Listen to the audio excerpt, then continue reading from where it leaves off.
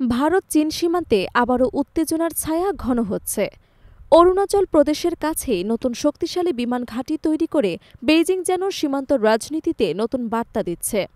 এই ঘাঁটি শুধু অবকাঠামো নয়, বরং এশিয়ার আকাশে প্রভাব বিস্তারের কৌশলগত পদক্ষেপ বলেই মনে করছেন বিশ্লেষকরা। চীন ভারত সীমান্তের মাত্র ১০৭ কিলোমিটার দূরে তিব্বতের লুঞ্চি এলাকায় নির্মিত হয়েছে নতুন এক সামরিক ঘাঁটি।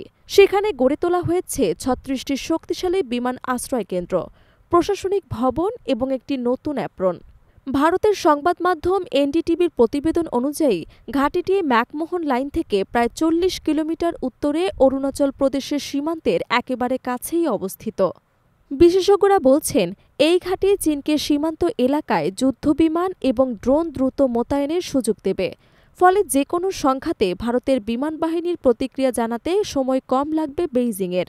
কারণ ভারতের নিজস্ব বিমান ঘাঁটিগুলো তুলনামূলকভাবে দূরে, অরুণাচল এবং আসাম অঞ্চলে অবস্থিত। এতে কৌশলগত সুবিধা পাবে চীন।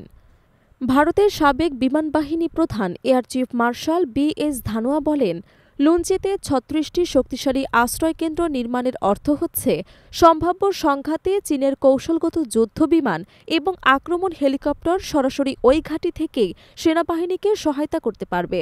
তিনি আরও দাবি করেন, ভূগর্ভস্থ সুড়ঙ্গগুলোতে চীন আগেভাগেই অস্ত্র, জ্বালানি এবং সরঞ্জাম মজুত করেছে।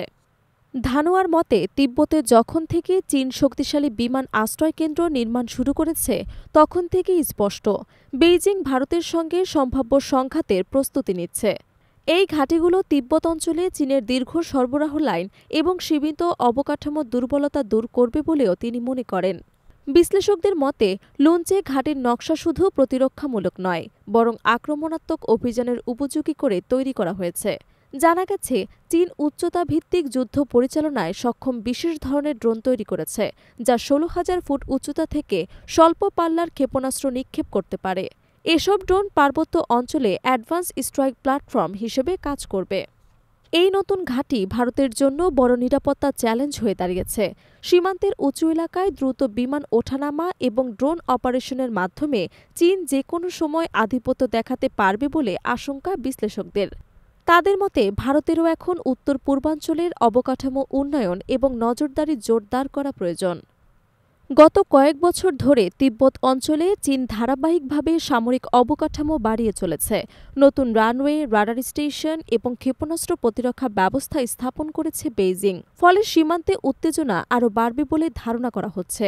তিব্বতের উঁচুভূমিতে গড়ে ওঠা লুঞ্চে ঘাঁটি এখন শুধু চীনের বিমান শক্তির প্রতীক নয়, বরং এটি দুই এশীয় পরাশক্তির সীমান্ত রাজনীতিতে এক নতুন অধ্যায়ের সূচনা করেছে।